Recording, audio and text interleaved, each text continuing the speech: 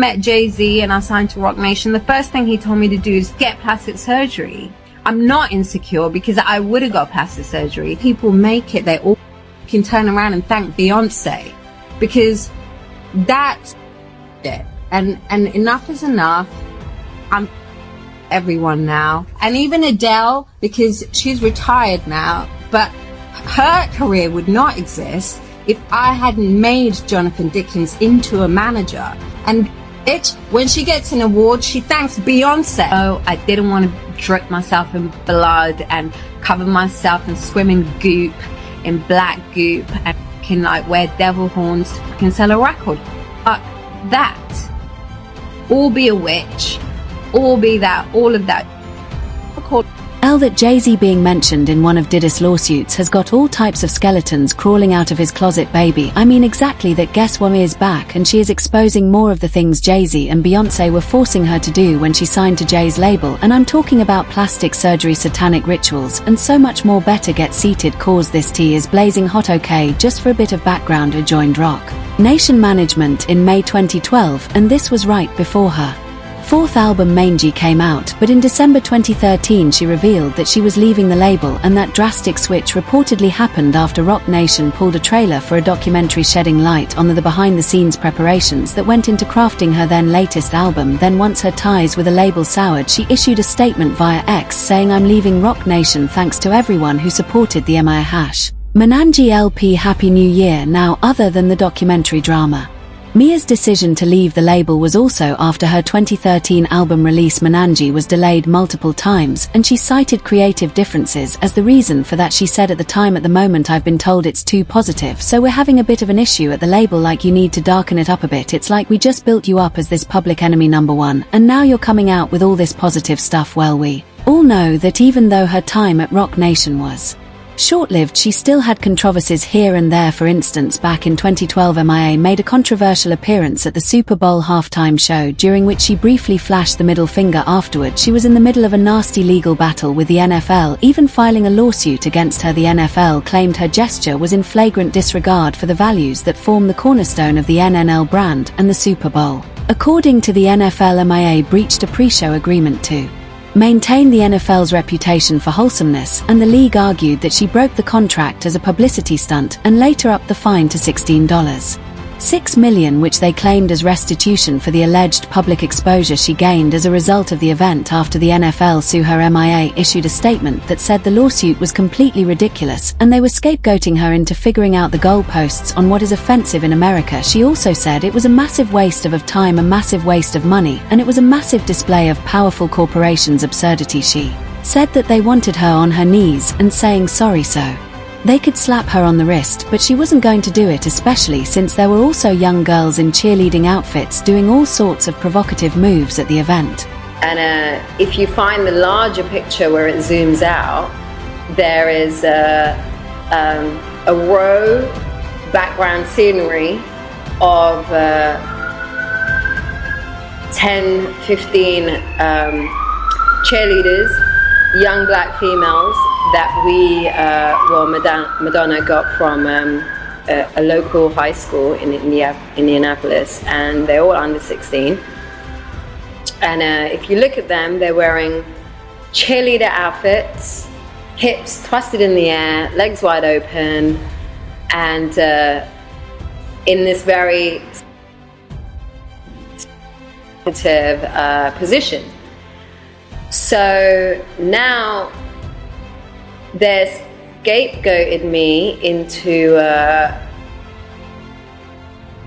figuring out the goalposts on what is offensive in America. Like, is my finger offensive, or is an underage black girl with her legs wide open more offensive to the... But this wasn't even the worst thing that happened, by the way. Apparently, instead of having her back and helping her navigate the issue, Jay-Z was the one forcing her to sign a ridiculous deal that would leave her broke for the rest of her life. For those who recall, in 2018, M.I.A. reflected on that moment and spilled the tea about how Jay-Z was pushing her to sign the deal that would leave her broke for the rest of her life. She told Hut magazine, "I was at Rock Nation at the time, and Jay-Z was Managing Me, the lawsuit was so ridiculous it proposed that they would keep 100% of my earnings for the rest of my life if I ever earned more than $2 million. Jay-Z was like, you should sign that is, and I was like no. Then after M.I.A did the interview, she tagged the story and told people to read it before it got deleted from the internet, because she knew Jay-Z was capable of having the article deleted from the internet. And just like M.I.A predicted, if you click on the link that is supposed to redirect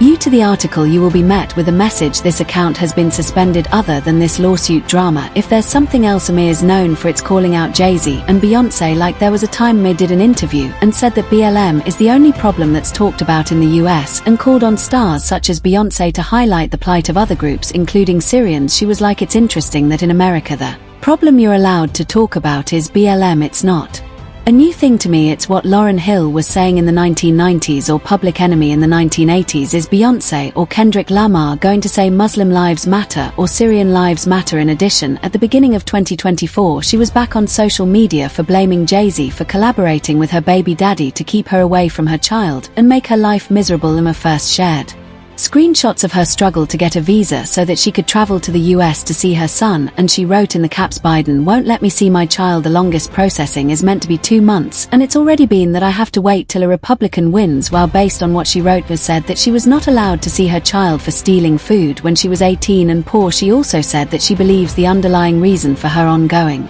custody battle has a lot to do with her being outspoken about peace in the Middle East, and also added, "I have shown support for Julian for 14 years and have been to the USA many times. The only thing different this time is called for a ceasefire and spoke out against ethnic cleansing. Now I am forced to pick between my child and speaking up for what's right by God." According to M.I.A, the US government was okay with her child being with a family that has been convicted of all sorts of nasty things, and when she talked about her child being raised by a questionable family, M.I.A was referencing the NXI cult, which named 2 of Brun Man's cousins as their leaders. M.I.A also said that her first custody battle was in 2013, and at the time she was being managed by Jay, who she claimed was paid by the Bronfman to make her life difficult. She actually gave another reason as to why her mangy record was buried in 2013, adding, "I sacrificed my career for my child. They ripped me off and copied my style and gave it to their puppets and shadow banned me on every platform, but it was worth it to save him from the madness of what you know now." M.I.A also went further with the accusations against Jay and said that the day she was served, Roc Nation stopped all communications from her, and all her emails to Jay-Z asking for help were wiped from her inbox. In addition, she said that her house was broken into, her laptop was stolen, and she was trapped in Brooklyn with an order that prevented her from leaving for 15 years.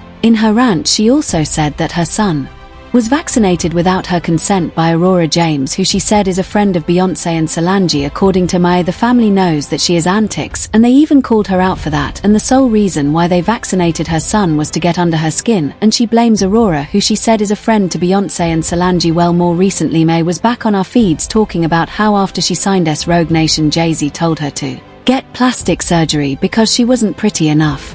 And then she went into even more details about how Jay-Z is a Satanist and how she refused to indulge in blood rituals to sell records. Jay-Z and I signed to Roc Nation. The first thing he told me to do is get plastic surgery.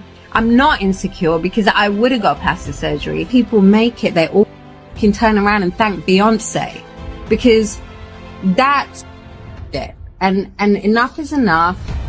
I'm everyone now, and even Adele, because she's retired now, but her career would not exist if I hadn't made Jonathan Dickens into a manager.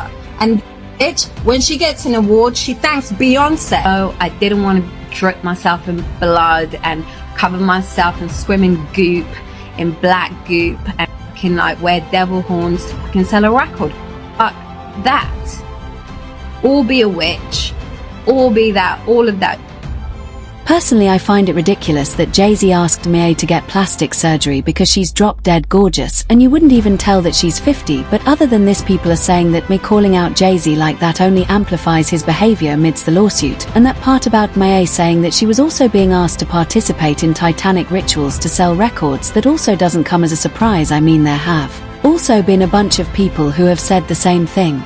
About the Carters, including Jay-Z's ex-friend Larry Johnson, who was talking about their fallout and said that when he started digging about Jay, things started to make sense because he apparently found out who Jay really is, why he says the things he says, and with whom he has an allegiance. According to Larry, before it was all about partying and popping bottles, but if you listen again to things with a new ear, you will see the truth, and the truth is that Jay and Beyoncé are very deep into Satanism. Obviously, they're not serving the same Most High God that I am. And that's what makes us enemies, that I stand for a completely different doctrine, a completely different nation, and a completely different truth than he does. I don't have any materialism attached to my spirit or soul anymore. I don't have fornication attached to my spirit anymore. I mean, I just got engaged July, so my life is completely different from how I was with women in the early 2000s. And I think that is the difference in itself of being involved with Rockaware has made me see something completely different, and knowing who his allegiance is with is not the Most High God, and we all know, Satan. Realm, let not even get started with everything that has been said about Beyoncé being a ritualist. So when M.I.A. was talking about allegedly being asked to participate in blood rituals, people were just like, yeah, that's not surprising. Well, the one consequence of her fallout with the Carters was that she was blackballed, and like many other artists who had fallouts with the Carters, she was labeled difficult to work with. I mean, people have even gone as far as to claim that M.I.A. suffers from serious mental issues, and they have called her a conspiracy theorist, and all this because of her fallout with the Carters. Somehow they always make it impossible for anyone who goes against them to succeed, and according to many people, unfortunately, M.I.A. has been one of those people. Well, there are people who also say that M.I.A. ruined her own career, but do you also think that she would have done better if she didn't work with Jay-Z? Do you also blame her fall on her association with Jay and everything she exposed about him? Is this yet another statistic of a career that was ruined courtesy of the Carters? As always, I can't wait to know what you think, so drop those thoughts down below.